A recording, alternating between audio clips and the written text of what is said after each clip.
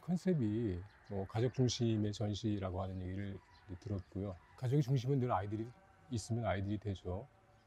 근데 우리가 보통 이제 아이들 전시라고 했을 때 약간 이제 그 간과하고 있는 그런 부분들이, 아이들은 아이들만의 어떤 것이 있다라고 가정하는 경우가 꽤 있어요. 뭐 그렇긴 하지만 사실은 어른들과 아이들이 비슷하거든요. 어떤 뭐 놀이라거나 뭐 삶을 바라보는 관점이 비슷하기 때문에 아이들을 위한 전시라고 해서 다른 걸 염두에 두는 건 없어요. 근데 단지 아동들의 어떤 성격들을 보면 아이들은 되게 구석을 좋아하잖아요.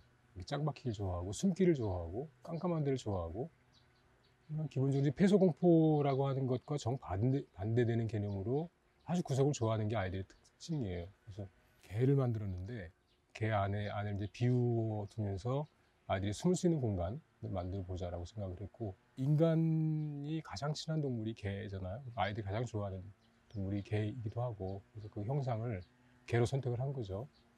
그리고 거기 이제 미끄럼틀과 이제 계단이 있는데, 그건 단지 사실은 뭐 그 놀이라고 하는 그런 개념보다도 통과할 수 있는 어떤 그 수단, 뭐 통로, 이런 개념을 가지고 있죠. 그리고 이제 더 중요한 거는 이게 목재로 되어 있거든요. 그러니까 목재는 일종의 우리가 인간이 만날 수 있는 가장 기본적인 그 물질 중에 하나인데, 그런 물성을 이해할 수 있는 그런 방식으로 가장 좋은 게 나무일 것 같아요. 예를 들면 아이들이 이제 어떤 구조를 보고 그 구조가 이렇게 엮여서 어떤 뭐 구조물이 되고 건축이 되고 하는 것들을 이해할 수 있는, 그리고 내부 같은 경우는 칠을 일부러 하지 않았는데 나무를 만지면 냄새도 나고 또 꺼끌꺼끌하기도 하고 이런 느낌들을 이렇게 볼 수 있게 기어다니면서 그렇게 좋아하는 점을 뒀습니다.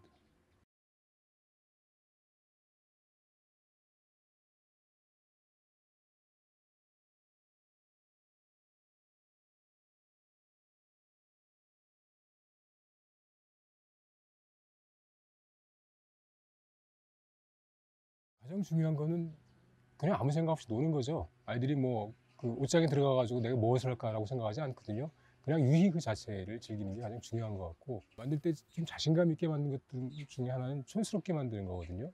촌스럽다고 하는 개념은 직접적으로 어떤 의미가 전달되고 감정에 이입된다는 뜻이에요. 그러니까 우리가 보통 이제 예술이라고 하면 메타포나 은유가 가득한 거라고 생각을 하는데, 제 작업은 대부분 아마 그런 부분이 누락되어 있고 직접적으로 감정을 전달하거든요. 꽃은 빨갛고 반짝이고, 반짝이는 어떤 거는 또 예쁜 어떤 거고, 또 뭐 자라는 자라 형태를 그냥 가지고 있고, 잠자리는 그대로 형태를 가지고 있고, 저건 잠자리네 라고 한 느끼고, 나비는 나비네 라고 한 느끼고, 저건 파란색이라고 느끼는 아주 직접적인 경험을 이렇게 하는 거죠. 저는 아이들이건 어른이건 그게 감정을 익숙하게 하는데 가장 우선이라고 생각해요. 가장 먼저 그런 것부터 출발해야 된다고 생각을 하고, 그리고 특히 이제 아이들 전시이기 때문에 여러 가지의 메타포를 섞는다거나 예술적 행위를 하는 것은 좀 안 어울릴 것 같아서 이제 그렇게 좀 순수한 방식의 전달 방식을 선택하게 되는 거죠.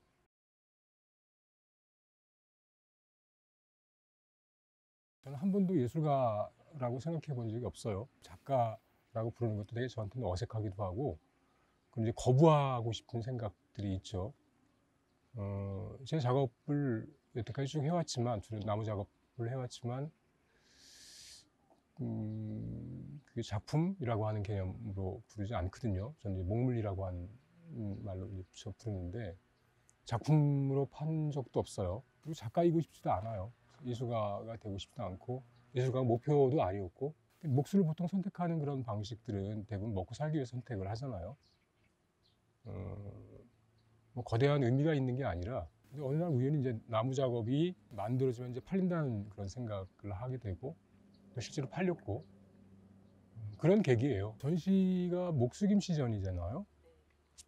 그러니까 처음에 목수김 시전을 했을 때 익명성을 제가 주장했거든요. 팜플렛을 만든 게 있는데, 그 팜플렛 사람들 아무리 뒤져봐도 제 이름이 안 나와요. 1959년생 목수김 시전 딱 끝나거든요. 작가는 작품을 하려고 하는 사람이 아니라 작품으로 유명해지려고 하는 사람이 아닌가, 이런 생각이 들 때도 있어요. 이름을 자꾸 이렇게 내세워서 더 키우려고 하는, 그게 목수한테는 맞지 않죠. 목수는 기능적인 물건을 만든 사람이고, 그 물건이 좋으면 사고 안 좋으면 안 사고, 이름을 보고 사는 게 아니라 근데 작가는 아마 이름을 보고 살 거예요. 그죠? 좋은 작품과 좋지 않은 작품을 구분할 수 있는 기준이 사실 모호하기도 해서 일반 사람들이 작품을 산다고 하면 아 이건 아무개의 작품이다라고 하는 것을 인지하지 못하면 작품을 안 살지도 몰라요. 그죠? 근데 저도 똑같은 개념으로 목수는 물건이 좋으면 사는 거고 아니면 안 사는 거고, 그러니까 저는 익명성을 이야기하는 거죠. 목숨이시라고 하는 전시를 10번 정도 했는데 그 전시는 철저하게 목수로서 제가 전시를 한 거예요. 그래서 한 번도 화랑하고 관계를 가지면서 그 물건을 팔아본 적도 없고 사겠다라고 한 사람은 제가 직접 거래를 하고 그런 방식이에요. 그래서 저는 내가 만든 물건을 팔 데가 없더라고요. 시장에다 갖다 내놓을 수도 없고 가구점에 갖다 줄 수도 없고 팔 데가 없어서 선택한 데가 화랑이라고 하는 장소를 빌린 거예요. 제가 돈 주고 항상 빌립니다. 제가 돈을 주고 그냥 그 장소를 빌리고 제가 물건을 팔고 그렇죠. 그냥 판매하는 장소일 뿐이에요. 시장일 뿐이에요. 저한테는. 2004년도에 예술전당에서 했던 책벌레 이야기전이라고 하는 거가 이제 처음이었는데 목수임전을 한 서너 번 하다 보니까 사람들이 오잖아요. 근데 제가 그 전시장 배치를 이렇게 일종의 시장처럼 이렇게 만들어요. 물론 이제 이쁘게도 하는데 거기에 이렇게 작은 목물을 이렇게 제가 갖다 놓는 경우가 있어요. 그건 뭐냐면, 그러니까 책상이나 의자를 이렇게 만들다가 남는 짜투리 나무 있잖아요. 그거를 이렇게 대충 깎아가지고 이렇게 올려놓기도 하고 매달아 놓기도 하고. 사람들은 의자를 안 사고 그걸 더 좋아하는 거야. 그래서 그것만 만들어서 그 전시를 한번 해보는 게 어떠느냐라고 하는 제안을 했어요. 아이들이 좋아할 거라고 하는 생각을 해서 1년 반 동안 거의 매일 쉬지 않고 이틀에 하나씩 깎았어요. 새로운 거를. 그때는 제가 좀 미쳤나 봐요. 막 상상력이 발동해서 그걸 깎고 거기다 이야기를 붙인 거죠. 하나씩. 그러니까 그건 좀 독특한 그런 경험이기도 했는데 하루나 이틀에 하나씩 새로운 이야기를 만들어내고 새로운 형상을 깎아내고 또 그 다음 날 되면 또 새로운 이야기에 빠져들고 새로운 또 이야기를 만들어내고 이야기와 텍스트와 이미지를 이렇게 붙이는 그런 작업들을 한 1년 반 동안 하니까 150개 정도의 작품이 만들어졌어요. 이야기가 엄청나게 많이 만들어진 거죠, 그 안에서. 그거를 가지고 이번에 똑같이 예술전당이라고 하는 장소를 돈을 주고 빌린 거죠. 그걸 전시를 해놓고 판매할 수 없으니까 돈 받는 거죠, 입장료. 근데 전시가 잘 됐어요. 성공적이었기도 하고 또 연장 전시를 가나 아트센터에서 하자 그래서 연장 전시를 한 달 좀 더 하기도 하고 대단히 성공적으로, 표면적으로는 실제로도 내가 손해보지 않고 내 몫으로서 손해보지 않고 그걸로 한 1년 정도 일하는 것에 대한 수익이 만들어졌으니까 난 당연히 이득을 본 거죠. 이런 방식의 목수가 만들어서 하는 방식도 있구나. 물론 여기도 미술계에 구조 있는 사람은 단 한 사람도 끼는 적이 없어요. 그러니까 내가 하는 방식으로 하는 거죠.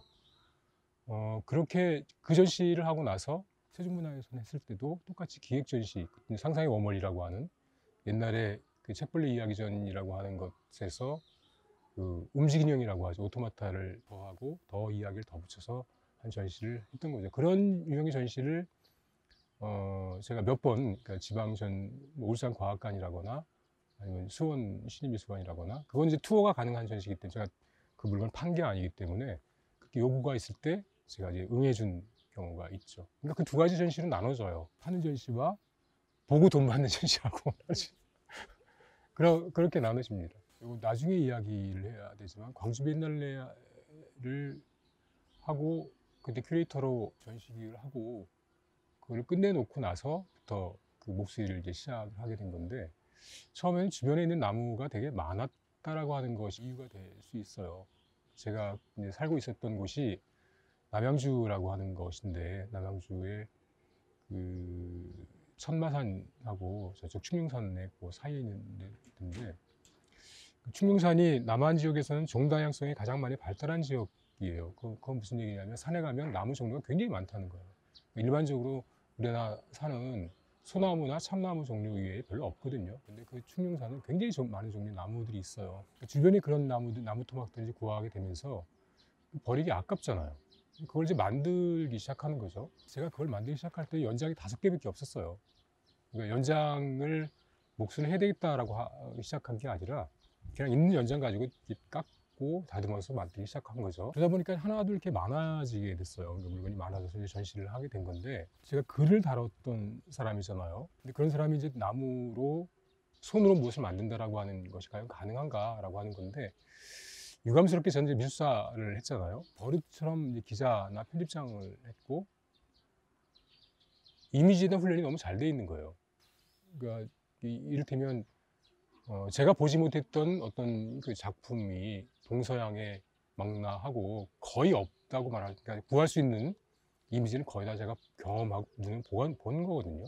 그리고 이제 그런 걸 되게 좋아하기도 하고, 내가 못 본 화집이 있을까? 그 당시에 예를 들면 이럴 정도로 굉장히 많은 것들을 볼 수밖에 없었는데, 그러면서 다 축적이 되는 거죠. 어떤 형상이 어떻게 만들어질 때는 이런 형상이더라, 이런 식의 형상이어야 조화 균형이 맞고 이것이 어떤 의미를 갖고 있더라라고 하는 기본적인 그런 이미지 훈련이 이미 돼 있는 상태죠. 스킬, 기술이라고 하는 그런 측면에서는 제가 되게 부족할지 모르는데, 이미지를 형상화내는 데는 그렇게 큰 어려움이 없었죠. 어릴 때부터 그림을 굉장히 많이 그렸어요, 사실은. 그러니까 그림이라고 하는 게 나의 삶의 중심일 때가 굉장히 많이 있었어요. 그러니까 대학교 가기 전까지는.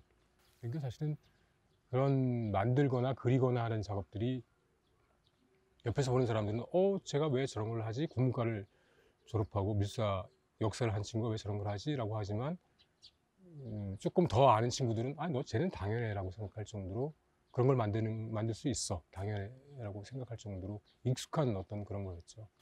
그러니까 이미지와 텍스트를 다룬다라고 하는 건 저한테는 굉장히 동시에 할 수 있는 어떤 거였어요. 따로 분리되어 있지 않고, 그리고 제가 책에도 이제 그런 얘기를 쓰는데, 아주 절묘하게 제가 살면서 이미지의 시기와 텍스트의 시기가 이렇게 반복해서 나타나요. 예를 들면 그게 5년 다닐 수도 있고 10년 다닐 수도 있는데, 살면서 어릴 때부터 어떤 경우는 그 이미지에 막 집착해서 그걸 했던 시기가 있고, 어떤 시기는 예를 들면 뭐 중학교 때부터 고등학교 때까지는 거의 시에 미쳐가지고 하는 그런 텍스트의 시기가 있고, 오히려 대학교 가서는 대학교 사는 동안 내내 그림만 그렸어요. 이런 시기가 또 있고, 졸업하자 다시 또 글 쓴다고 해서 텍스트 시기가 이렇게 계속 반복돼 왔어서, 그거를 이렇게 서로 이렇게 한다는 게 그렇게 어색한 일이 아니었어요. 이미지라고 하는 것과 텍스트라고 하는 것이 사실은 제가 어떤 창작을 하거나 뭘 생산해내는데 아주 두 개의 중심축이에요. 그리고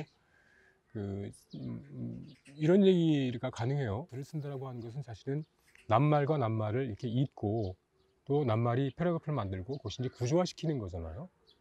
그래서 하나의 거대한 이제 구조를 짜는 게 이제 글을 쓰는 건데, 나무 토막을 이렇게 이어 붙여서 중력에 거슬리거나 중력에 저항하는 그런 구조를 만들어내고, 작용점으로 이렇게 구조를 엮어나는 나무 작업이 다른가?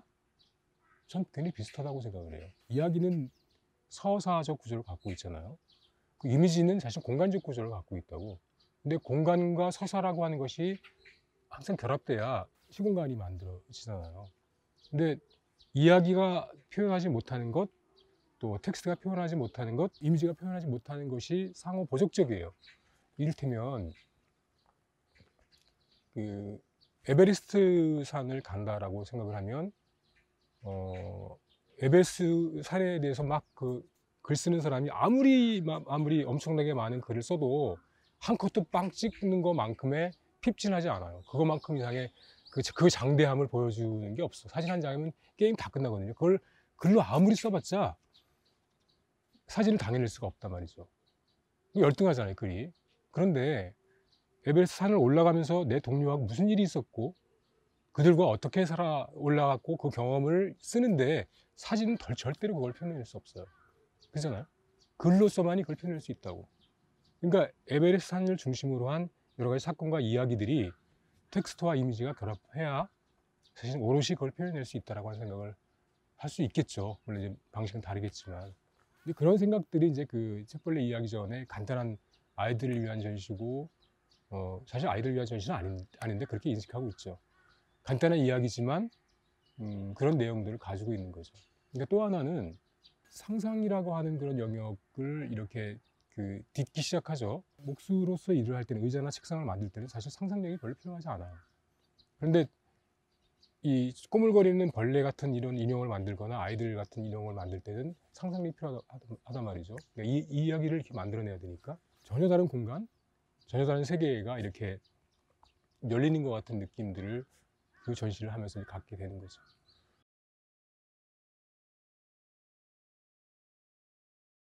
아마 제가 나무가 너무 좋아서 나무를 선택하게 된 건 아닐 거예요. 주변에 나무가 있으니까 나무를 선택한 거고, 아마 돌멩이가 있었으면 돌멩이를 선택했을 거예요. 근데 나무를 다루다 보면 나무가 되게 다양하죠. 그리고 이제 목수가 처음엔 나도 몰랐지만 목리를 이해하는 게 절대적이라고 하는 걸 이제 알게 돼요. 그 목리가 뭐냐면 나무의 물성이거든요. 그러니까 어떤 나무는 무르고 어떤 나무는 단단하고 어떤 나무는 섬유질이 강하고 어떤 나무는 약하고 어떤 건 잘 쪼개지고 어떤 건 잘 안 쪼개지고 어떤 건 빨리 썩고 어떤 건 썩지 않고 나무를 건사하는 방법도 굉장히 다양한데 어떤 거는 비를 말려야 되는 거 어떤 건 비를 말리면 안 되는 거 껍질을 벗겨야 되는 거 껍질을 벗기지 말아야 될 거 또 공중에 띄워야 될 거 세울 거 눕힐 거 나무마다 다 다르단 말이죠.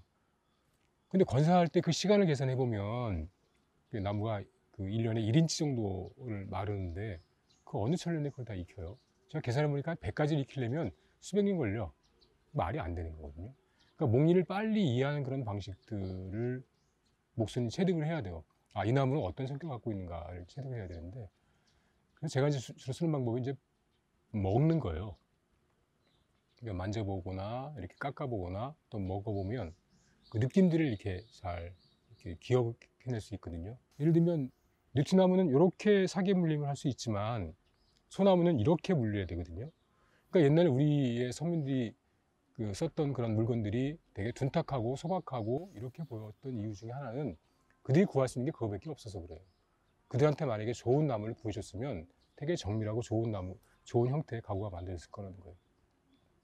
그러니까 자연 환경에 따라서 가구나 목물의 형태와 구조가 결정되는 거라는 거죠. 그것과 나의 의도가 이렇게 결합이 되는 그런 방식인데 절대적으로 작가의 의도 또는 목수의 의도가 이렇게 중요하다거나 또는 자연이 중요하다거나 이렇게 말할 수 없다는 거죠. 그거를 목수 일을 하면서 이해하고 깨닫게 되죠. 나무를 구하게 되는 배경들이 이렇게 자꾸 생기거든요. 이제 그거를 이제 목수 일기를 많이 이제 쓰게 된 건데 그 배경 자체가 하나의 이야기가 되는 경우가 많이 있어요. 이를테면 장마 때에 떠내려온 나무가 있단 말이죠. 그걸 잘라가지고 뭘 열심히 만들었는데 다 망쳐버린 거죠. 그래서 지금은 장마 때 떠내려오고 나무가 둥둥 떠내려가도 나무 욕심을 안 내거든요.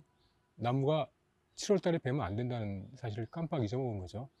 그러니까 나무가 있다고 해서 쓸 수 있는 나무가 아니죠. 기lum나무가 굉장히 귀한 나무예요.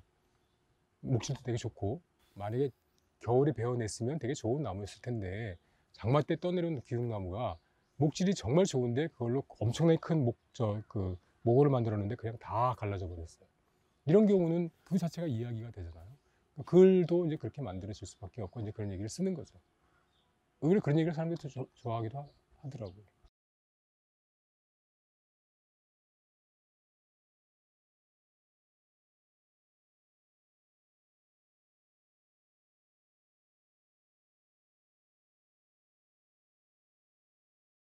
목공 이야기이기도 하지만 사실 그 이야기의 중심들은 움직인형에 관한 이야기가 중심이 되거든요. 그거를 만들면서 굉장히 여러 가지 생각을 하게 됐는데 그것도 되게 우연히 만들게 된 거예요. 그러니까 이야기는 기본적으로 이야기가 성립하려면 시간이라고 하는 것이 있어야 되거든요. 시간은 이렇게 흘러가는 거예요. 그러니까 문장이라고 하는 구조는 주어서부터 쭉 뒤에 서술어까지의 공간이 있지만 그것을 시간으로 흘러가지 않으면 문장이 만들어지지 않아요. 이야기는 기본적으로 시간성이라고 하는 걸 가지고 있어야 되는데 자 그렇다면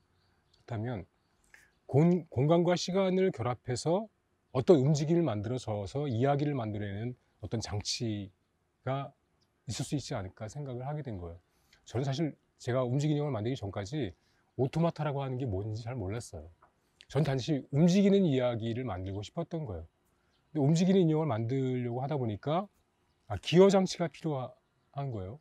기어 장치를 만들다 보니까 기어 장치의 공간을 움직이는, 그러니까 예를 들면 어떤 기어가 움직이면 위에 인형이 이렇게 움직이는 공간적인 기어 장치가 필요하고 공간적인 기어 장치에 플러스해서 시간을 조정해주는 공간 기어 장치가 필요하다고 하는 사실을 알게 돼요.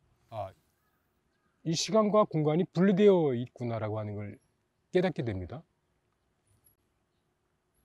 시간과 공간이 분리되었다라고 인지해야지만 사실은 기계가 시작되는 거예요. 우리는 시간과 공간이 분리되어야지만 기어를 만들어낼 수가 있어요. 시간을 움직이는 기어 장치와 공간을 움직이는 기어 장치가 따로 있어야 이게 하나의 움직임이 만들어져요. 그게 기계입니다. 내가 1분에 몇 바퀴를 돌리겠다라고 하는 기어가 표시가 되잖아요. 그런 표시가 되는 움직임이 정해져야, 움직임의 속도를 정해야 실제로 움직임이 만들어지죠. 공간을 이동시키는 그런 기어 장치는 이렇게 단순하게 움직임만 만들어내는 거예요. 이 움직임의 시간 장치를 만들어내야 일정한 속도를 만들어내고, 그래야 이야기의 구조를 내가 맞출 수 있다는 거죠. 기계를 분리해서 만들었는데 결국은 시간의 축과 공간의 축이 근데 항상 일치해야 돼요. 시간과 공간은 분리할 수가 없는데 분리되어 있다고 가정해야 이 기계가 만들어진다는 걸 알게 된 거예요. 이원론 얘기를 하고 싶어서 그러는데, 시간과 공간을 우리는 분리시키는 개념으로 생각을 해야지만 우리는 이원론의 세계를 이해할 수 있단 말이죠. 근데 실제로는 세계는 절대로 시간과 공간이 분리되어 있지 않아요. 항상 결합되어 있어요. 근데 이거를 딱 분리되어 있다고 생각하면 굉장히 여러 가지 과학이나 기계나 문명이나 이런 거에 대한 아이디어를 떠올릴 수가 있어요. 딱 붙어 있지만 떨어뜨려 생각하기 라고 하는 게 기계적인 어떤 걸 만들어내는 하나의 원리가 된다는 거를 발견하게 된 거예요. 그래서 만들 때 제가 모든 기계를 만들 때 공간을 이동하는 장치 따로 만들고 시간을 이동하는 장치 따로 만들어서 그냥 딱 결합해서 한 축에 놓는 거예요. 분리되어 있지 않아. 근데 분리되어 있다고 생각해야지만 만들어진다는 사실을 깨닫게 된 거예요.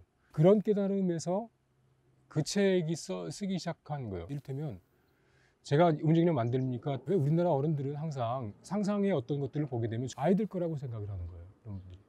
근데 오토마타는 사실 아이들 것도 아니고, 오토마타의 그 서구 역사를 보면 오토마타라고 하는 건 16, 17세기에 만들어질 때 복강성이라거나 뭐 이런 사람들이 만들어서 이렇게 시연을 하게 되면 그걸 가지고 철학자들이 대논쟁을 붙었거든요. 생명에 관한 어떤 그 생각들, 또 기계에 관한 생각들, 또 인간이란 무엇이라고 하는 그런 생각들, 사람들이 논쟁을 붙을 정도로 대단히 굉장한 거였다는 거죠. 그러니까 이를테면 그 당시에 이제 생겼던 그런 철학적인 배경 중에 하나가 어떤 거냐면, 인간이란 무엇인가라고 하는 태제에서 신이 만든 게 인간이잖아요. 인간이 만든 생명은 뭐죠?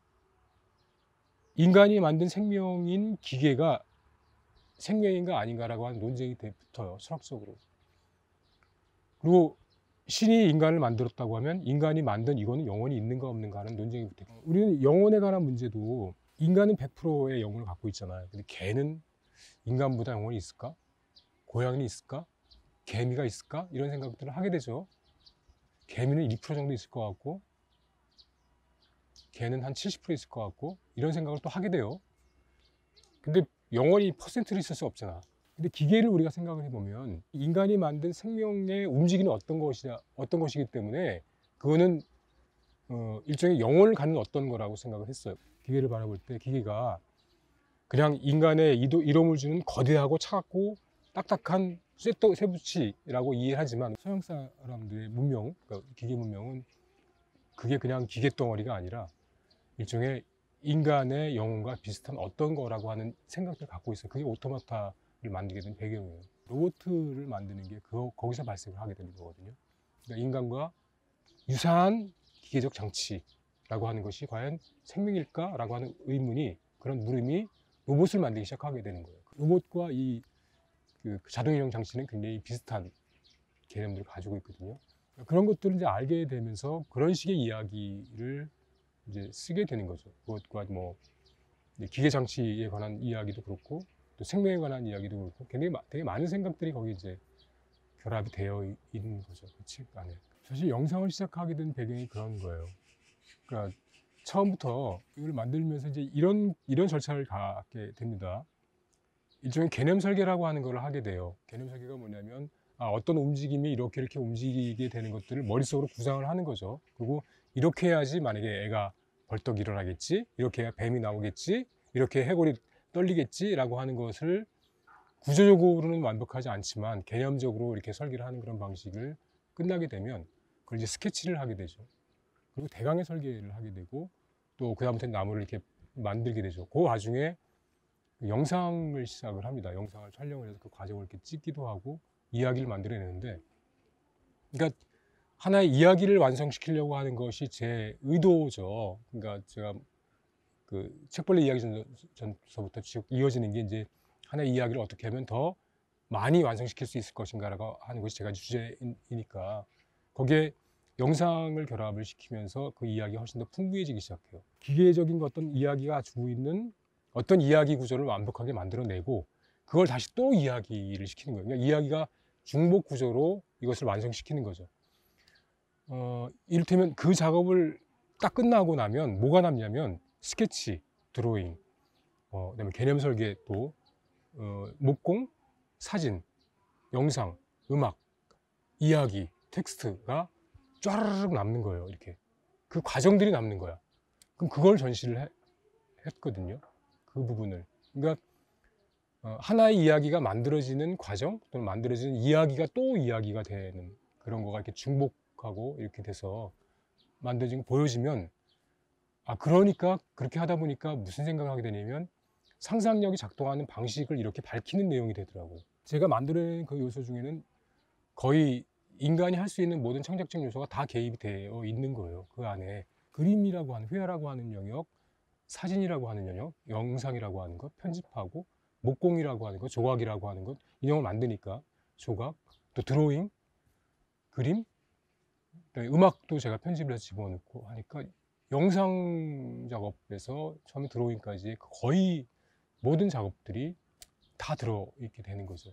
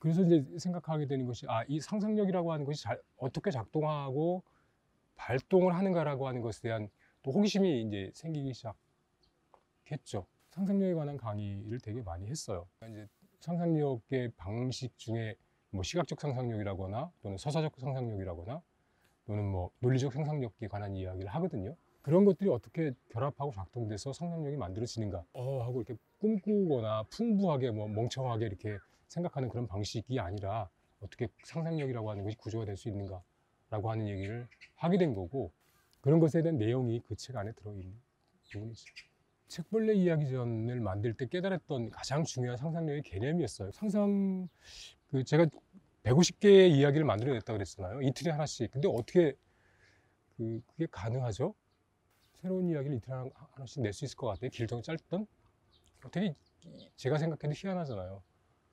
그 전시를 하고 있는데 어느 날 전 상상력이라고 하는 말 자체를 떠올려 본 적이 없어요. 근데 어느 날 이렇게 이제 전시장에 앉아 있는데 아줌마가 애 둘을 이렇게 끌고 내 앞에 이렇게 오더라고. 그래서 물어보는 거, 선생님 어떻게 하면 우리 애를 상상력이 풍부한 아이로 키울 수 있을까요? 그래서 제가 이렇게 쳐다봐도 그걸 왜 나한테 물으세요? 이렇게 물었거든요. 그 작품 보니까 상상력이 정말 풍부하신 것 같아요 라고 하는 이제 그 대답이었을 것 같습니다. 그래서 내가 상상력이 풍부한가? 내가 상상력이 풍부하다거나 상상력을 발휘했다거나 라고 하는 생각을 한 번도 해본 적이 없어요. 그 뒤, 아마 그 아주머니가 말한 뒤부터 상상력이란 뭐지? 라고 하는 생각을 하게 된 거죠. 그때 내가 그걸 만들면서 느꼈던 가장 중요한 게 뭐냐면 전 너무 쉬웠어요. 그거 하는 게. 새로운 이야기 만드는 것도 너무 쉽고 새로운 벌레나 새로운 뭐 그 이렇게 이상한 그 동물 같은 거 만드는 게 너무 쉬웠어. 왜 쉬웠냐면 상상력이라고 하는 게 나라고 하는 시각으로 세상을 바라보는 어떤 것이 아니라 내가 아닌 타자의 시선으로 세상을 바라보는 어떤 거고, 그러면 전혀 다른 세상이 열린다는 것을 깨닫게 된 거예요. 제가 굉장히 잘 드는 예 중에서 메뚜기 얘기가 있어요. 이제 그 얘기를 들으면 무슨 얘기인지 확 오는데, 지금 이제 저기 잔디밭에 그 메뚜기가 이렇게 있어요. 메뚜기의 시각으로 보면, 자, 메뚜기가 비가 오는데 마치 장맛비나 아니면 소낙비라고 생각하면 비가 어떻게 오냐면 이만한 물폭탄이 떨어지는 거야, 위에서. 이만한 물폭탄이 그냥 메뚜기를 때리는 거거든요. 지금 메뚜기라고 생각해 봐요, 잠깐만. 그러면 그 느낌이 있죠? 그러면 메뚜기가 왜 끈끈한 침을 뱉는지, 메뚜기가 왜 겉이 딱딱하고 속이 물렁한지, 메뚜기가 왜 이 팔이 가시가 달렸는지를 이해하게 된다고요. 메뚜기는 비가 오면 빨리 잽싸게 풀 뒤로 숨어서 이걸 잡아야 된단 말이에요. 떨어지지 않게. 그리고 이 갑옷을 입어야 그 물방울로 보호할 수 있단 말이죠. 그리고 미끈미끈한 걸 발라놔야 물이 안 배. 잘 털어져. 자, 메뚜기의 세계를 이해하기 시작하는 거죠. 그렇게 이야기를 하게 되면 전혀 다른 이야기가 펼쳐져요. 인간이 갖고 있는 기본적인 질서의 세계가 다 파기되고 새로운 세계의 질서가 만들어지는 거예요. 그 세계를 그냥 그리면 새로운 상상력이 열려버리는 거죠. 그러니까 주제 사마라고의 눈먼 자들의 도시가 있어요. 그 소설이 얼마나 쉽게 썼냐면 노벨문학상을 받았는데, 자, 어느 순간 저 밖에 사람들이 눈이 멀기 시작했어 라고 상상해보자. 가장 먼저 떠오르는 게 뭐죠? 차가 꽝 부딪힐 거 아니야. 그런 사건들 하나씩 다 기록돼 있어. 그걸 다 기록하고 나서 일어난 사건들을 쭉 엮어나가면 사람하고의 눈먼 자들의 도시가 되죠. 그 책은 딱 그렇게 쓰여 있어요. 뭐죠? 내가 아니라 타자, 눈먼 자들의 세상을 바라보기 시작하면 우리는 금방 떠올릴 수 있어요. 다른 세계가 펼쳐져요. 그러면 타자라고 하는 건 세상에 엄청나게 많아. 나, 너, 남자, 여자, 흑인에 대한 백인, 인간에 대한 동물, 식물, 또 동물이나 사람이 아닐 수도 있고 물건일 수도 있고. 너무 쉽지 않아요? 새로운 세계가 너무 쉽게 열리지 않아? 이게 상상력의 본질이라고 하는 거죠. 그래서 타자의 시선으로 바라볼 수 있는 능력이 상상력이다라고 제가 정의를 하는 거예요.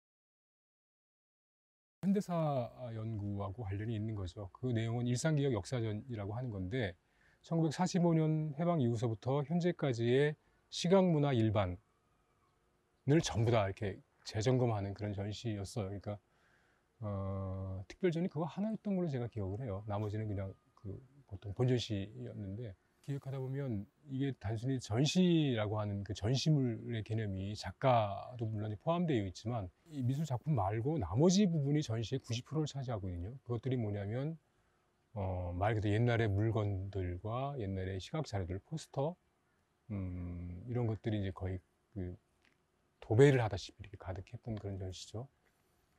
그 안에는 영화관도 있어서 실제로 그 영화관을 그 전시가 한 7m 정도가 됐어요. 높이가. 영화관을 새로 졌어요. 아예 새로 짓고 그 주변에는 영화 포스터를 1950년대부터 60년대까지 영화 포스터를 붙이고 안에서는 영화를 상영했죠. 토막토막 나눠서 옛날 영화를 상영하기도 하고, 그리고 시기별로 50년대, 60년대, 70년대 쭉 나눠서 80년, 90년대까지의 그 시각적 변화 또는 시각적 변화에 따른 뭐 패션이라든가 아니면 거의 모든 것, 그러니까 시각적인 모든 것들을 다 전시 대상으로 보고 이제 자료를 수집하고 기획을 하게 되는 거죠. 몇 가지 에피소드를 이야기하면 금방 이해하기 쉬울 거예요. 전시를 끝내놓고 이렇게 밖에 나오는데 옆에 수희 아저씨가 이렇게 걸레질을 하다가 그런 얘기를 하더라고요. 야, 그 전 전시는 정말 멋있었는데 이번 전시는 이게 뭐야, 쓰레기도 아니고. 제가 이제 큐레이터인 걸 모르고 그 옆에 앉아서 그런 얘기를 하는 거예요. 저는 되게 충격받았어요. 제가 기획을 하는 것은 저는 미술계나 이런 쪽을 상대하는 쪽의 기획이 아니라 일반 대중이나 일반 사람들의 눈높이를 맞춘 전시를 기획한다라고 이야기했는데, 수희 아저씨한테 그런 얘기를 들으니까 저는 아마 미술평론가가 얘기했으면 웃기고 완전히 이렇게 얘기를 하고 치워버렸을 거예요. 엄청 충격을 받았어요. 이야, 내 전시가 정말 그렇단 말이지. 그러니까 그렇게 보면 진짜 쓰레기만 갖다 놓은 거야. 거기 뭐 이발소 그림도 있고 딱지에 뭐 이런 딱지도 있잖아. 이렇게 그런 딱지도 있고 코 찔찔 묻은 뭐 이렇게 그런 것도 있으니까 쓰레기처럼 보일 수 있겠다. 근데 그 전시, 제가 특별전했던 그 전 전시가 뭐였냐면 백남준 씨가 기획했던 그 막 엄청나게 요란번쩍한 비디오 아트니까 딱 비교가 되는 거죠. 심지어는 어떤 부분에는 옛날에 그 키치 그림 중에서 이발소들이 끌고 다니는 그런 거 있었어요. 그냥 향원정을 배경으로 해서 그 아들과 이제 그 엄마가 이렇게 앉아가지고 사진 찍는, 그 고니 배에 앉아갖고 사진 찍는 그런 거, 그런 장면도 다시 연출하고 그랬었거든요. 패션, 옛날에 50년대 패션쇼 하는 장면들 이렇게 보여주기도 하고 그랬는데, 논란이 이제 벌어졌던 것, 예를 들면 현대미술의 거장들의 작품들이 쫙 걸려있는데 그 사이에 뭐가 걸리냐면 기밀 박치기 포스터를 저는 거는 거예요. 지금은 그게 안 이상한데 그때는 그게 큰일 나는 줄 안 거죠. 감히 예술 작품 옆에 기밀 박치기 막 피 줄줄 흐르는 박치기 사진이 걸리고 포스터 걸리고 또 뭐 김창렬인가 누군가 뭐 박서봉가 누군가 걸리고 또 위에 걸리고 막 이러니까 그하고 이제 나오는 트러블인 거죠. 그래서 뭐 그만두느니 안 두느니 막 말이 많았어. 난 그렇게 하지 않으면 난 못하겠다. 그리고 뭐 지금만 하는 얘기지만 약간 미술판에 대한 조롱이 저는 좀 있었어요. 네. 아니 내가 생각하기에는 니들 시각화된 어떤 것들 전시하자며, 미술이라고 하는 것이 시각화된 어떤 것 중에 극히 일부지 전부는 아니지 않냐. 기밀박치 포스터의 옆에 있는 이 그림은 거의 잽도 안 될 정도로 그 당시에 시대상을 표현하지 못해. 내가 보기엔 70년대의 우리의 시각적 정서를 표현하는데 기밀박치기 사진보다 더 좋은 건 없다고 생각해. 이거는 현대미술관에서 빌린 이 작품은 그 당시의 사회 상황과 시각적 상황을 요만큼도 반영할 수 없다라고 느끼지만 그냥 봐준 거야 라고 하는 것이 내 입장이죠. 그것 때문에 논란이 많이 됐어요. 그 전시가 끝나고. 아까 제가 목수를 왜 하게 됐냐고 했잖아요. 속상해서 목수하기 시작한 거예요. 그 전시를 끝내주고, 그러니까 프리 오픈 때 다 끝내주고 올라와 버렸어요. 워낙 그 욕을 많이 먹고 그 속상해가지고 야, 내가 다시는 기획하지 않으리라 그러고 올라왔거든요. 근데 한 일주일 후에 전화가 왔어. 밑에 전화가. 빨리 내려오시라고 선생님이. 왜 그랬더니 관객들 그 투표를 하나 봐요. 좋은 전시, 기억에 남는 전시 하면 항상 내 거가 1등이라는 거예요. 가장 좋은 전시로 선택되고 가장 사람들이 기억하고 싶은, 다시 오고 싶은 전시로 선정이 내가 항상 1등을 하니까 사람들이, 관계자들은 이거 뭐야 그러는데 정말 이게 괜찮은 전시인가 보다 라고 하니까 막 인터뷰 요청이 막 오고 그러니까 빨리 내려오세요. 안 내려간다 이러더라고. 그랬었어요. 그러니까 제가 이야기하고 싶었던 거는 정말 1950년대 해방 이후서부터 현재까지 우리나라 사람들 또는 우리나라 사회라고 하는 공동체가 겪었던 시각적인 체험들이 정말 솔직하게 어떻게 표현될 수 있는가. 미술이나 작품 예술이 아니라 레코드 자켓 디자인에서부터 이런 것들로 훨씬 더 표현이 될 수 있지 않는가라고 하는 그런 얘기를 하고 싶었던 거고, 그리고 전시 형태가 되게 막 좀 다양했었는데 연출도 하기도 하고 비디오가 등장하기도 하고, 이를테면 맨 처음 50년대를 시작할 때는 이런 거죠. 이렇게 얼룩진 태극기를 올려놓고 한 라디오를 갖다 놓고 그때 그 일본 국왕이 항복 선언을 하는 것들이 계속 틀어지는 그런 장면이 이제 시작되면 45일 시작되는, 이렇게 하나씩 각 장면마다 연출을 이렇게 하면서 그런 것들을 배치한 거거든요. 낯설었던 모양이야 사람들한테는. 맨 처음에는 낯설었는데 이제 보니까 이게 재미도 있고 또 읽어낼 수 있는 것이 많이 있으니까 좋아했던 것 같아요. 그러니까 그 전시 때는 어쨌든 상도 받았으니까 그때는 많이 회자됐어요. 그리고 많이 얘기도 많이 되고, 약간의 전시의 어떤 새로운 개념 또는 미술이라고 하는 개념을 전혀 이렇게 바뀌게 되는 전시의 내용으로서 그런 계기가 됐던 전시가 이제 그 전시죠. 이미지의 은유나 상징을 집어넣지 않으려고 하고 직접적인 감정의 전달 방식으로 이야기하려고 한다라고 하는 얘기를 제가 맨 처음에 비슷한 얘기를 했어요.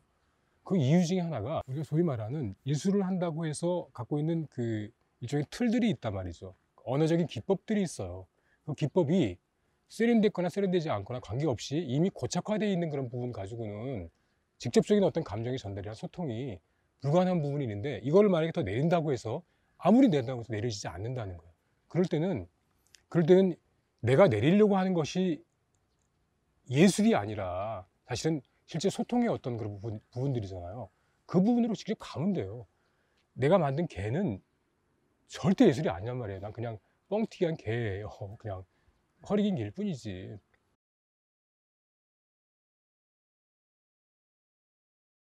1990년대에 현실사회주의가 몰락을 하죠. 소련이 붕괴하면서 여러 가지 세계적 지형 변화가 만들어지고 사상적 흐름도 바뀌게 되고, 우리나라의 민중운동과 민중미술운동도 그 방향이 많이 혼란되거나 또 이렇게 바뀌는 그런 내용들이 나타나기 시작하죠. 그래서 가장 큰 거는 세상을 바라보는 관점들이 그전에는 일종의 거대 담론을 통해서 세상을 규정하고 바라보는 그런 방식인데, 새로운 방식의 시각, 이론 이런 것들이 필요한 시점이었어요. 위에서 아래를 바라보는 방식이 아니라 또 아래에서 위를 바라보는 방식이 아니라 구체적으로 현실이라고 하는 것들을 조금 이렇게 들여다보는, 더 세밀하게 들여다보고 거기서 새로운 이론을 만들어낼 수 있는 가능성을 찾아보는 이런 쪽을 모색하게 되죠. 그때 마침 세계적으로 유행했던, 유행이라고 하면 좀 이상하지만 그런 중에 하나가 컬처럴 스타디라고 하는 문화연구라고 하는 것 자체가 뭐 이렇게 대두됐었죠. 1980년대에 그 영국을 중심으로 해서 그 전까지의 거대 담론의 이론적 틀을 만들어 놓고 그 틀에 따라서 이렇게 현실을 바라보고 해석하는 것이 아니라 일종의 대중문화라거나 문화의 내용들을 가지고 다양한 각도로 바라보면서 새로운 이론을 도출내려고 하는 노력들이 시작되는 거죠. 드라마도 분석하기도 하고 영화도 분석하기도 하고.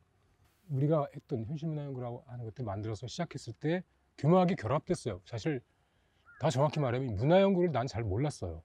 근데 우연히 하다 보니까 그 비슷한 양상이 됐던 거예요. 그리고 그런 식의 책을 만들면서 맨 처음 테마가 X세대, 소위 말하는 그 당시에 새로 등장하는 서태지를 중심으로 한 신세대들의 문화가 있는 압구정동을 분석하는 거죠. 그러니까 압구정동이 한국 자본주의가 탄생하고 축적된 아주 그런 배경을 가지고 있고, 새로운 문화, 새로운 유행, 새로운 패션, 새로운 인류들이 등장하는 어떤 것들의 어떤 소용돌이였잖아요. 근데 그전에는 한 학자가 또는 한 몇 사람들이 이런 틀을 가지고 압구정도 이렇게 분석해서 쓰는 건데, 이번에 우리가 하는 방식은 사회학자나 시인이나 언어학자나 건축가, 미술평론가 다양한 방식의 사람들이 모여서 압구정동을 서로 해석하고 분석하는 그런 책의 내용들을 시각적인 것들을 포함해서 이렇게 책을 만들고 기획하고 만들어내는 그런 책이었죠. 그걸 또 빌미로 해서 압구정동의 핵심인 갤러리의 백화점에서 그 책의 중심되는 전시도 열었어요. 문화과학이라고 하는 이제 그 잡지사가 그 당시에 있었죠. 지금도 있나 모르겠는데. 현실문화연구가 있고 그 두 분이 아마 문화연구를 중심으로 한 출판을 하거나 잡지를 만드는 거기 이제 이론 중심으로 많이 이렇게 소개가 됐던 그런 쪽이고 우리는 보다 이제 현실 분석이라고 하는 쪽으로 집중했던 그 두 가지 이렇게 축이 있었어요. 그 당시에. 근데 그 자체가 일종의 문화연구나 그게 그 나중에 그 뭐 통섭이라고 하는 학제간 연구라고 하는 것과 일맥상통하는 그런 부분들이 있거든요. 그러니까 하나의 주제를 가지고 여러의 다양한 부분의 학과가 이렇게 공동 연구하는 그런 방식의 컬처 스터디가 학제간 연구라고 하는 태도, 또 그 당시에 있었던 통섭이 나중에 만들어졌지만 그런 태도하고도 아주 밀접하고 비슷한 그런 부분들이 있단 말이죠. 그러니까 그런 일종의 학문적 흐름의 변화에 굉장히 중요한 역할을 담당하고 있었다고 볼 수 있어요. 사실은 그런 책들이. 현실문화 연구를 하면서 그 전에 미술비평 연구회라고 하는 모임이 있었죠. 1990년대에 그러니까 일종의 진보적인 젊은 비평가 그룹이라고 말할 수 있는 미술비평 연구회가 있었고 거기에 이제 1분과가 근대사, 근대미술사 분과였어요. 4~5명, 3명 정도가 이제 그 근현대사를 이해하는 또는 공부하는 그런 모임을 가졌었고 그런 모임이 여러 개 있었죠. 그게 약간 이제 바탕이 되게 된 거죠. 그 내용은 1920년대, 30년대 또는 40년대에 자료를 뒤지다 보니까 내가 찾는 자료 옆에 있는 자료가 눈에 자꾸 띄는 거예요. 제가 그 책 표지에도 그런 얘기 있었지만 시일야 방송 대곡이라고 하는 굉장히 중요한 자료가 그걸 찾으면 그걸 찾는 뭐 잡지 신문을 찾다 보면 또 중요한 뭐 그 논설 밑에 광고가 있단 말이에요. 중절모 광고라든가 이상한 유성기 광고라든가 이런 게 있단 말이죠. 여기 우리가 중요하다고 생각하는 이 텍스트를 버리고 사람들이 안 중요하다고 생각하는 이 텍스트를 사료로 선택을 해서 중심에 놓는 거죠. 현대성이라고 하는 중심의 이야기가 또 한때 또 유행했어요. 그런 연구의 붐들이 꽤 있었는데 사실 따지고 보면 살펴보면 현대성에 관한 얘기를 하자라고 해놓고 우리나라 현대성에 관한 얘기는 아무도 안 해. 아무도 못 해. 왜냐면 자료가 없으니까 못 하죠.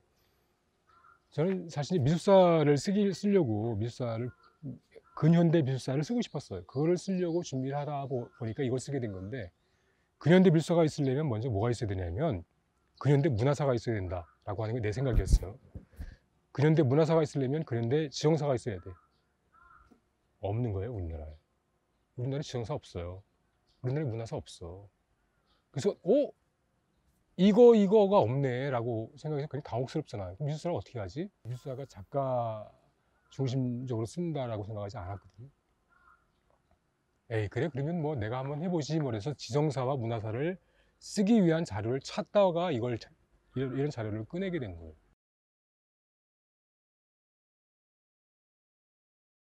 글을 쓰기 시작하면서 원칙이 뭐냐면 속았다.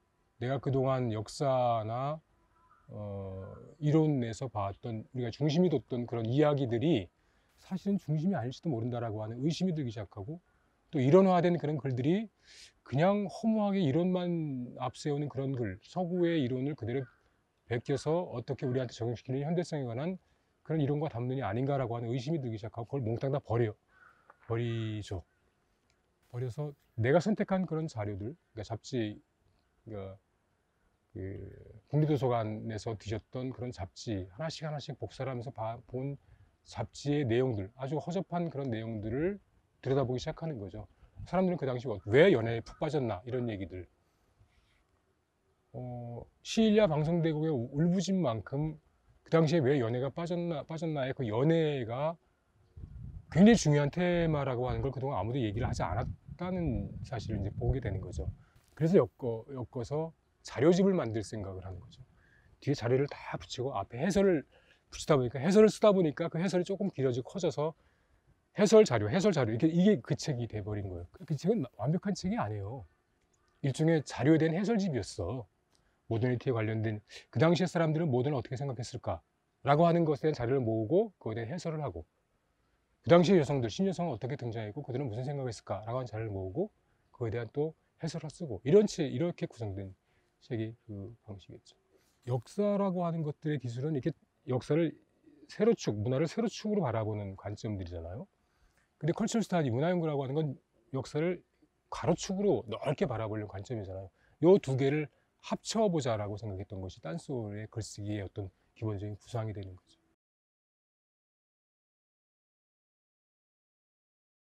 저는 되게 독특한 관점을 가지고 있다라고 생각을 하면서 열심히 썼는데 사람들은 별로 이렇게 그 반응이 없어. 그 이유가 몇 가지가 있는데 그 중에 하나가 이기붕에 대한 매력이 없다는 것 때문에 그런데, 제가 동아일보의 신문박물관에 관여를 해서 어느 순간 동아일보사의 모든 자료를 이렇게 찾아볼 수 있는 권한이 생겼던 때가 있었어요. 마음대로 뒤지고 창고, 막 몇십 년 된 창고를 뒤져서 다 이렇게 자료를 뒤져보고, 그러다가 동아일보 본사의 캐비넷 속의 아랫동에 원래 숨어져 있던 이상한 자료 뭉치를 바라보게 됐는데, 그걸 이렇게 바라보다 보니까 1959년도 이기붕가의 출입인 명부와 들고 왔던 물품 내역서가 시간별, 날짜별, 사람 이렇게 쫙 내역의 품목과 있는 자료가 내 손에 눈에 띈 거죠. 그걸 이제 매일 들여다보니까 너무너무 재밌는 거예요. 그 책에 그런 얘기가 자세히 쓰여 있는데 이런 얘기예요. 제가 1959년생이거든요. 1959년생인데 1959년은 세상에 기억될 수 있는 가치가 있는 사건이 아무것도 없는 해예요. 아무것도 없어. 아니, 하나 있긴 해요. 사라워 태풍이 불었던 때가 1959년도예요. 근데 우리 집은 1959년도에 내가 태어났던 집은 판잣집에 돌산에서 전 태어났어요. 그런데 똑같이 내가 태어난 거기에서 멀리 떨어진 반대편의 서대문의 어느 집은 매일매일 들어오는 물품량이 어마어마한 거야. 이기붕 집에 사슴 뒷다리부터 시작해가지고 뭐 장미 한 송이, 뭐 시날코 한 박스, 막 이렇게 어마어마한 거예요. 화가 나잖아요. 어느 집은 지금 먹고 살기 없어갖고 손가락 빨고 있는데, 어느 집은 권력계 하수인인 이기붕 집은 어마어마한 물품이 매일매일 들어오는 것. 이거 때문에 개인적인 화가 났고, 또 이기붕을 찾아보니까 정말 매력적인 인물이 아니야.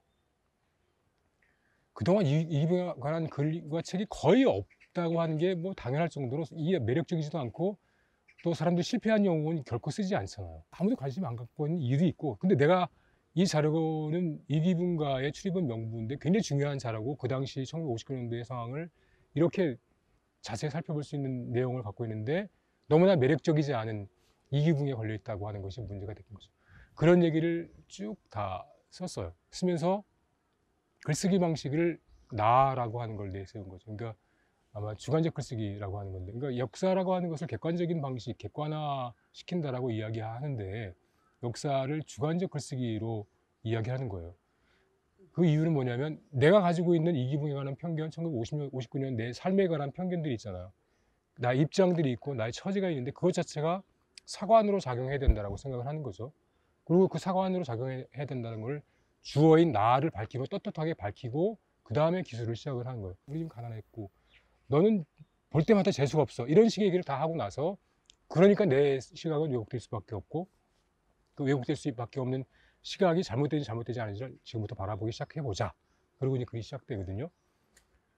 그래서 1959년도를 보기 위해서 1959년도에 신문을 국립도서관에서 또 복사를 해갖고 와가지고 몇 달 동안 첫부터 끝까지 다 봅니다.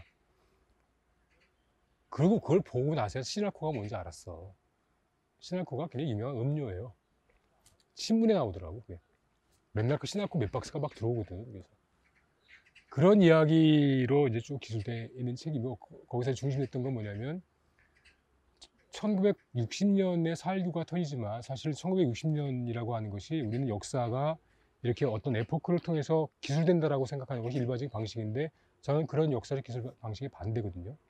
역사는 어느 순간, 제가 딴소리에서 이야기하지만 순간을 기점으로 좌우를 나눌 수가 없다는 거죠.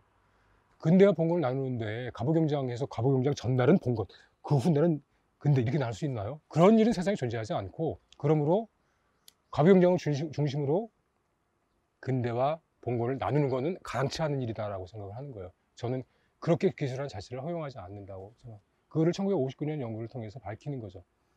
1959년 쭉 보니까 1959년이 없었으면 사일군이 일어나지도 않았어가 저절로 밝혀져요. 그러니까 그당 이미 1959년에 어떻게 그 이기붕가의 그 저 서대문 그 사옥은 이기붕가가 그냥 이승만은 그냥 헛개비였고 이기붕이 중심이었거든요. 이미 거기서 다 짜여지는 거예요. 정치 깡패 누가 들어왔고 그걸 신문 찾아보니까 신문에 기록된 것과 내가 갖고 있는 자료가 완벽하게 일치를 해요.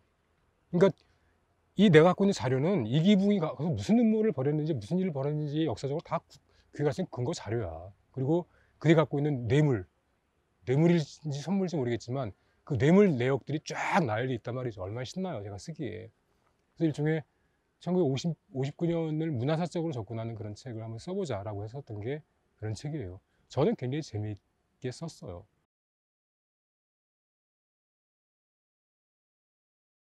본의 아니게 그 역사서와 관련된 책들을 이렇게 쓰다 보니까 역사는 무엇인가라고 하는 의문을 자연스럽게 하게 되죠. 또 역사 기술이란 무엇인가라고 하는 생각도 하게 되죠. 그리고 역사가 대충 다 사기일지도 모른다라고 하는 의심을 할 때가 가끔 있어요. 시대별에 따라서 또 사관에 따라서 그 세계를 중심이 되는 나라가 또 바뀌어졌잖아요, 실제로도. 근데 역사적 증거라고 하는 게 과연 뭐냐라고 하는 어떤 그런 의문이 들기도 하고, 그래서 이렇게 가정을 한 거죠. 예를 들면 역사적인 사실에 아주 정말 철저한 그런 자료들이 있다고 치자. 누가 그거를 발견했다고 치자. 그 이거를 고스란히 다 베껴놨다. 근데 이게 나중에 보니까 이게 없어졌다. 그러면 이걸 베꼈던 이걸 가지고 이 사람이 역사를 쓸 수 있나? 이게 또 없어졌다. 근데 이 얘기를 다 알고 있다, 누가 들어가지고. 근데 그걸 가지고 누가 또 썼다. 이것도 없어졌을 때. 그럼 그게 역사적 자료가 될 수 있나? 없으면 그것도 돼요, 어떤 때는. 그죠? 고조선 시대면 건너고 그랬대더라 라고 써도 고조선 시대라고 하면 우리는 당당히 역사를 쓸 거야. 근데 아마 조선까지 내려오면 절대 그런 게 역사로 취급도 안 하잖아요. 그죠? 그러면 어떤 때는 되고 어떤 때는 안 되는 게 역사인가? 그러니까 역사와 허구적 기술의 차이가 뭐죠? 사실에 기초한 거라고 하는 거는 허구라고 하는 것이 밝혀져요. 사실에 기초하지 않아. 그리고 그게 어떤 경우는 그게 사실인지 아닌지조차의 판별도 거의 불가능할 경우가 또 있어요. 이럴 때 역사를 기술한다는 게 무슨 의미를 갖고 있는 건가? 그리고 역사가 아닌 허구라고 하는 것 자체는 얼만큼 진실일 수 있는가? 라고 하는 주제에 관한 책이에요. 그러니까 그 내용은 가부르라고 하는 나라가 있어.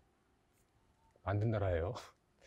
더 재밌는 건 이 책을 냈을 때 어떤 기자가 가부르라고 하는 나라가 있었다고 내가 간성에 지명까지 다 나오거든요. 그러니까 그걸 또 찾아가지고 있는 줄 알고 거기 가려고 했대. 그래서 헤맸던 그런 그 에피소드가 있어요. 그 책은 내가 그 기원전 한 6, 7세기경에 고성하고 간성 쪽에 가부르라고 하는 나라가 있었다라고 하고, 가부라라고 하는 나라가 문자를 만들어 썼고 문자를 제가 만들기도 해요. 그 문자를 만든 점토판도 내가 실제로 만들었고 표지를 쓰거든요. 그 점토판이 우연히 나한테 그 자료가 나한테 와서 주인공이 나한테 와가지고 그걸 이제 쓰게 되는 배경인데, 그 책에는 그래서 그 점토판을 해석하면서 점토판이 갖고 있는 내용을 해설하는 내용이 가불의 역사서예요. 그 가불의 역사가 3장과 4장을 통해서 있는데, 그 가부르의 역사 자체가 또 이것에 대한 일종의 패러디야. 거기도 역사적인 문제가 돼서 가부르가 멸망을 하게 되는 배경이 쫙 그려져 있어요. 글을 쓰는 내가 역사에 관한 문제의식을 가지고 있고, 그 주인공이 또 역사에 관한 문제의식을 갖고 있고, 또 가부르의 사서가 있어요. 사서가 역사를 기록한 게 남아서 내가 보고 있는 거거든. 몇 단계 거치면서 역사란 무엇인가를 계속 물어. 그런 책이에요. 흥미롭게 읽으면 대단히 흥미롭게 볼 수 있는 책이에요. 그 자서전 형식을 빌은 거죠. 1967년이면 세계적으로 되게 유명했던 일들이 많이 벌어지죠. 뭐 히피가 등장하기도 하고, 뭐 적군파 일본에서 그런 사건이 일어나기도 하고, 그런 때가 이제 그런 67년도죠. 제가 강변마을에 살았는데 그 어릴 때의 최초의 기억들이 있잖아요. 보통 한 5살, 6살 초등학교 때 이렇게 하는데 저도 최초의 기억서부터 그 마을을 떠날 때까지 그 한 4, 5년 정도의 기록을 한 거예요. 기록이 아니라 그때 있었던 이야기, 재미난 이야기들만 골라가지고 제가 이렇게 기억나는 대로 이렇게 쓴 거거든요. 서울에 노량진 수산시장 아시죠? 수산시장에 한국냉장이라고 하는 그 첨탑이 이렇게 있었는데 바로 그 자리예요. 그 자리에 우리 집이 있었어요. 근데 예전에는 그 집이 존재하지 않는 집이었어요. 그러니까 판자촌이었거든요. 판자촌이니까 노량진역에서 이렇게 바라보면 강이 보이는데 이렇게 푹 꺼져서 그 밑에 그 판자촌이 있었기 때문에 마을이 없는 것처럼 보였단 말이에요. 근데 거기 살았어요. 거기 살았는데 그 옆에 어마어마하게 큰 성곽 같은 집이 있었어요. 장택상 별장이었어요. 꼭 이기붕하고 나하고 이렇게 견지듯이 그 옆에도 장택상 별장이 있어서 마치 그 마을이 어떤 마을이냐면 중세시대 장원 같은 마을이었어요.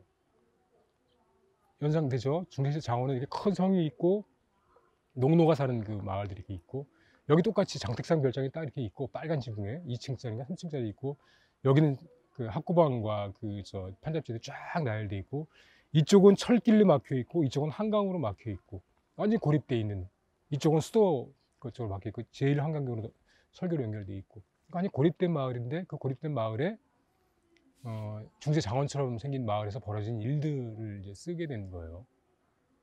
그리고 그게 없어지죠. 그 마을이 그냥 싸그리 없어집니다.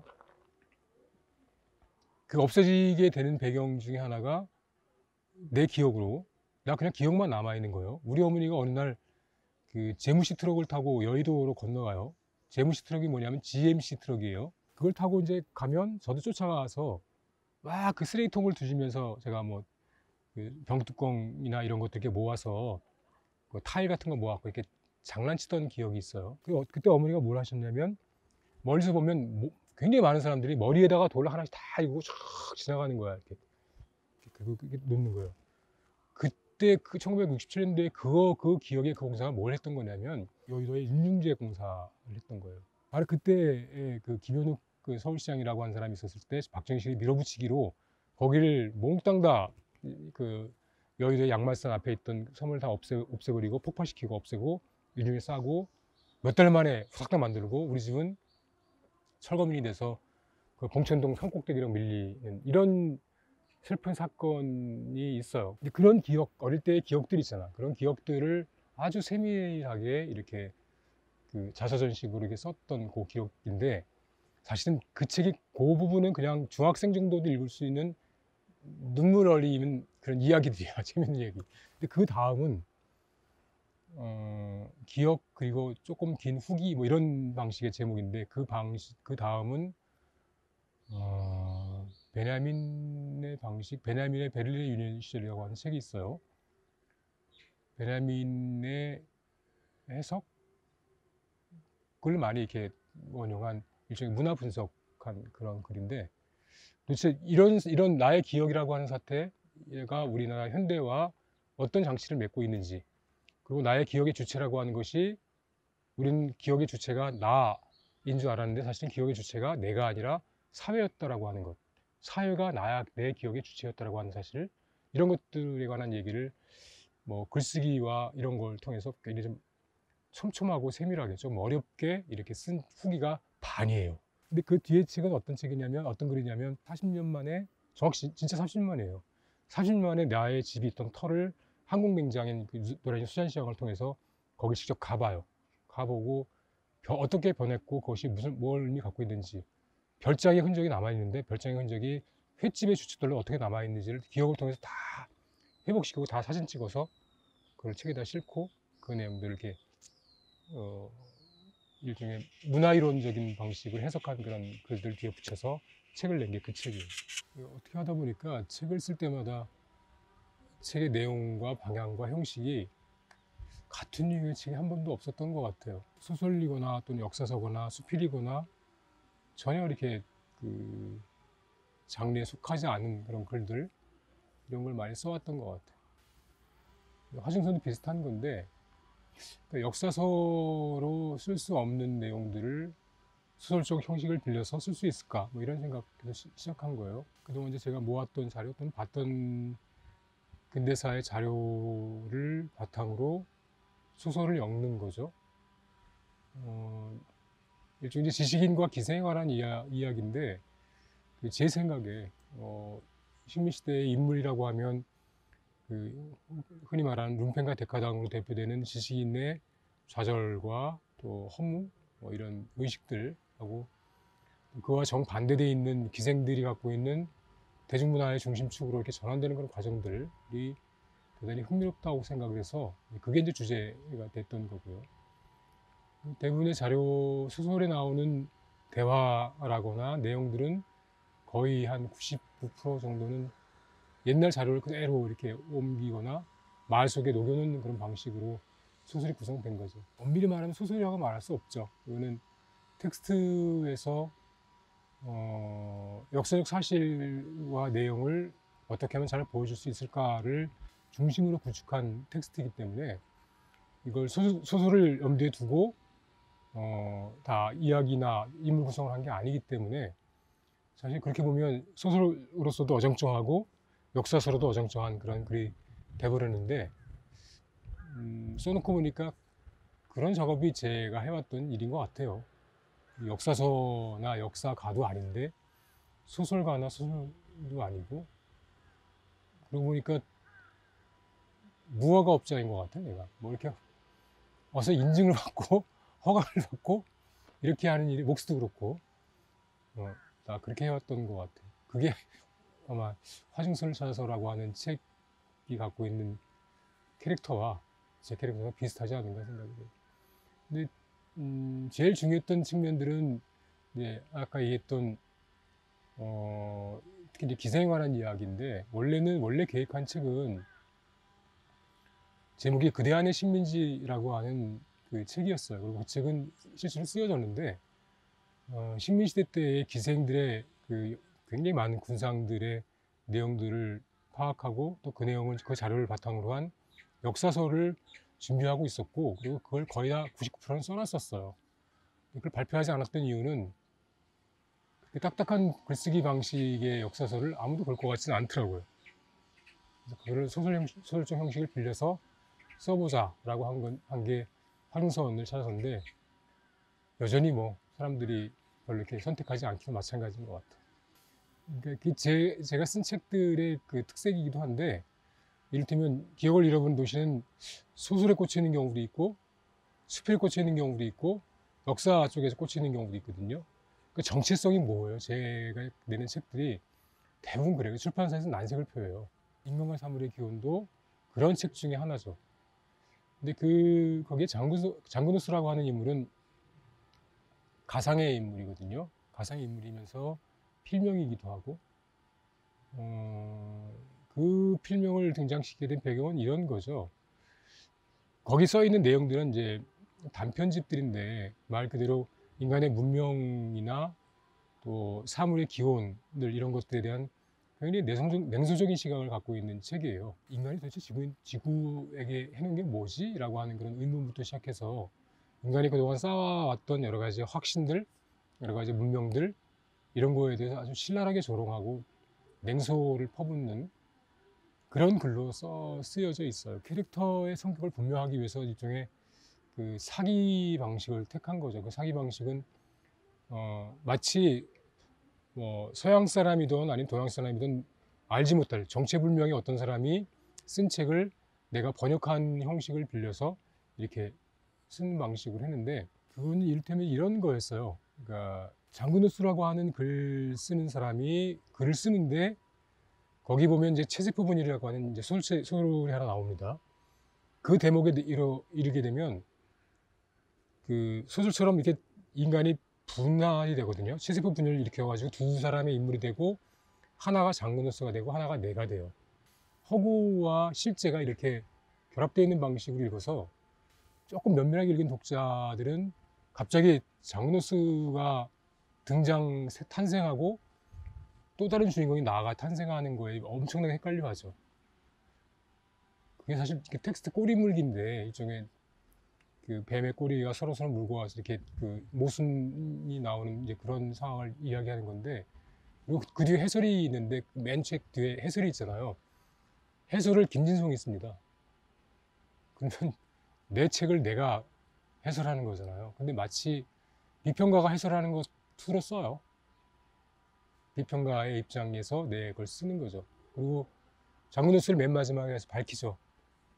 어떻게 해서 장근우스가 사실은 이걸 이렇게 영어로 이렇게 써서 가만히 듣다 보면 내 이름을 이렇게 까딱 바꾼 거예요. 진송이라고 한 말을 이렇게 바꾸면 그노스키, 이제 저것도 그노스킴이지만 그 장 그노스가 내 이름하고 똑같 이렇게 그런 장난을 치는 거죠.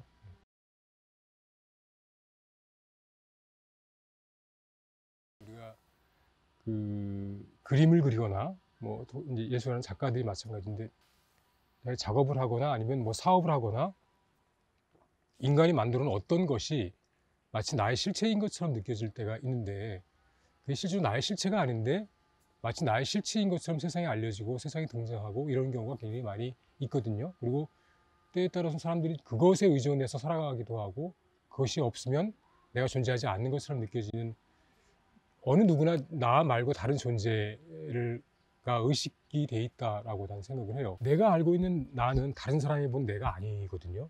근데 다른 사람이 보는 나는 전혀 다른 인물이잖아요. 그렇듯이 그런 기본적으로 분열되어 있는 자아가 존재할 수밖에 없다라고 하는 그런 상황이라는 거죠. 최근에 냈던 책도 이제 그런 아주 유사한 책이 그런 게 있는데, 항상 주인공이 나를 설정하지만 이 글을 쓰는, 그러니까 내가 만들어진 주인공 속의 나와 실제의 나와의 그 괴리감이 이걸 만들어 놓은 순간 생기기 시작한다는 거예요. 글을 쓸 때 그러잖아요. 나를 중심으로 썼는데 그걸 다 만들어 놓고 이렇게 툭 밖에 내보내면 그거 자체가 또 다른 내가 돼버리는 이상한 배신감, 또는 이상한 이율배반, 또는 이상한 어떤 모순, 이런 것들을 느끼게 되죠. 이중적자라고 하는 어떤 그런 부분들. 원래 그런 걸 갖고 있었는지 잘 모르겠는데, 아마 나무 작업을 하면서 그걸 더 구체적으로 이렇게 생각을 하게 됐을 거예요. 그러니까 나무 작업이 저한테도 낯선 어떤 거였거든요. 그러니까 저희 아버지가 어느 날 손을 보면서 하시는 말씀이, 도대체 넌 평생 공부했던 놈의 손이 이게 뭐냐? 라고 하는 얘기를 한 적이 있거든요. 제 손 보면 이게 인문학 하는 사람의 손인가요? 목수손이지. 지금 물론 이제 일 안 해서 들어오시긴 했지만 되게 거칠다고요. 근데 그 거칠다라고 하는 건 뭐냐면, 내가 사물을, 물질을 만지고 물성을 이해하고 그걸로 어떤 것들을 인간의 쓰임으로 전환시키는 어떤 일을 하고 있기 때문에 그렇거든요. 그러니까 목수라고 하는 직업을 정의를 저는 나무라고 하는 물질을 인간의 쓰임으로 전환시키는 사람, 그리고 빨리 전환시킬 수 있는 능력이 있는 사람이라고 정의를 합니다. 근데 그런 정의에 따르면 제가 그동안 해왔던 먹물로서의 작업이라고 하는 것과 아주 괴리감을 느끼게 되죠. 그런 일배반을 이제 떠올리다 보면 이런 걸 상상할 수 있게 되는데, 제가 만나는 사람들의 부분이 이렇게 쫙 갈라질 때가 있어요. 그리고 제가 작업실에서 만날 때 사람들이 나의 고객이거나 진짜 목수이거나 공부와 관련된 사람이거나 나무 작업과 관련된 사람들의 말투와 인문학을 하거나 역사학을 하거나 지금 이런 자리에서 만나서 이야기하는, 또 미술에 관련돼서 이야기하는 방식에 만난 사람의 이야기는 내 말과 톤이 다 달라져요. 이쪽에서 이야기할 때는 그야말로 목수 방식으로 이야기를 하거든요. 이쪽의 방식 이야기할 때는 저는 다른 방식으로 이야기하죠. 그러니까 내면적인 분열, 이런 것들이 저는 굉장히 자연스럽게 만들어졌었어요. 스펙트럼이 좀 다른 부분들을 많이 걸쳐 있잖아요, 제가. 그러니까 어떤 경우에는 막 용접하고 그럴 때는 사람들이 이제 기계 쪽에 관련된 사람인 것처럼 생각하기도 하고, 또 강연 같은 거 할 때는 또 전혀 다른 인문학자라고 또 취급하기도 하고, 그러니까 그게 20년 동안 목수인 나와 역사학이나 그런 책을 쓴 나를 딴 사람으로 알고 있던 사람들이 굉장히 많아요. 저를 만나지 않았던 많은 사람들 중에서 날 만난 다음에 같은 사람이었어요? 라고 물어보는 사람이 상당히 많이 만났어요, 그동안 살면서. 그러니까 인터넷에서도 이쪽 사람은 이거, 이쪽 사람은 이거, 각각 다른 사람 이렇게 생각하고 있었던 경우가 많이 있었어요.